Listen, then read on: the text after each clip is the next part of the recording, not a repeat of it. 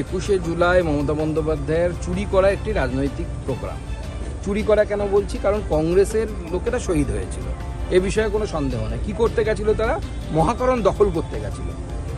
BJP যদি এখন করতে যায়, এই তৃণমূল কংগ্রেসই বলবে যে বিজেপি সন্ত্রাসের রাজনীতি করছে, আতঙ্কের রাজনীতি করছে, গুন্ডামি করছে।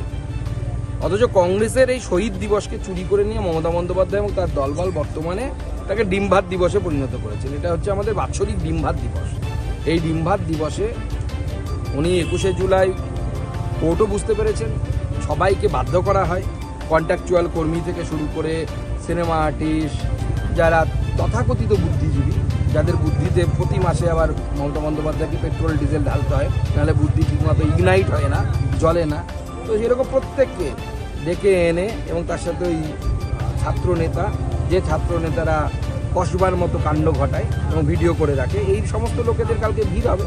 বাংলার মানুষ একটু 21শে জুলাই ভিড় হবে, আগামী 21শে জুলাই বাংলার মানুষ 21শে জুলাই একটু শান্তিতে থাকবে, কারণ চোর ডাকাত সব ওই মাঠে থাকবে তখন, ওই মমতা বন্দ্যোপাধ্যায়ের সভাতে। অর্থাৎ বাড়িতে তালা না দিলেও সেদিনটা চলবে। দুর্গাপুরে আসছেন, এই নারবঙ্গের যে 27টা আসন আছে, আগের বারে 18টা পেয়েছিলেন, এবার কি কোনো লক্ষ্য নিয়ে আসছেন? দেখুন, মাননীয় প্রধানমন্ত্রী ভারতবর্ষের নয় বিশ্বের সর্ববৃহৎ জনপ্রিয় নেতৃত্ব। স্বাভাবিকভাবে তিনি আসছেন যখন, তো তার আশাতে একটা ভাইব্রেশন তৈরি হয়, একটা কম্পন তৈরি হয়, রাজনৈতিক কম্পন।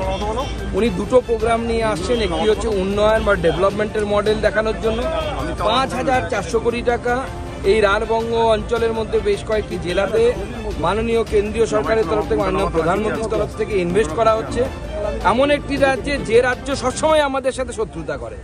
অর্থাৎ ভারতীয় জনতা পার্টির যে মুখে বলে না যে সবার সাথ, সবার বিকাশ, সবার সাথ, যে সরকার আমাদের বিরোধিতা করে সেই সরকারকেও আমরা সবার সাথ, সবার বিকাশ, সবার প্রয়াস, এই মন্ত্রে আমরা অংশগ্রহণ করতে চাই। 5,400 কোটি টাকার প্রকল্প মাননীয় প্রধানমন্ত্রী শিলান্যাস করবেন। তারপরে ওই সরকারি প্রোগ্রামের পর, এবং এটা একটা শিক্ষা কার জন্য? আমাদের মাননীয় মুখ্যমন্ত্রী মমতা বন্দ্যোপাধ্যায়ের জন্য। উনি যেমন সরকারি কাজ আর পার্টির কাজ আলাদা করতে পারেন না, একই মঞ্চ থেকে প্রশাসনিক বৈঠকের নামে রাজনৈতিক বৈঠক নেন। দেখুন, মাননীয় প্রধানমন্ত্রী কিন্তু দুটো মঞ্চ আলাদা করেছেন, একটি প্রশাসনিক কাজের জন্য আর একটি রাজনৈতিক মঞ্চের জন্য। এটাও শেখার জিনিস। মাননীয় প্রধানমন্ত্রীকে এমনি সবাই পায়ে হাত দিয়ে, বিদেশের লোকেরা পায়ে হাত দিয়ে প্রণাম করেন না, উনি সবার গুরু। মমতা বন্দ্যোপাধ্যায়েরও গুরু। মমতা বন্দ্যোপাধ্যায় চাইলে শিখতে পারেন, মমতা বন্দ্যোপাধ্যায়ের অনেক কিছু শেখার আছে ওনার কাছ থেকে। এটা শেখা উচিত যে কীভাবে রাজনীতি এবং ডেভেলপমেন্টকে আলাদা রাখতে হয়।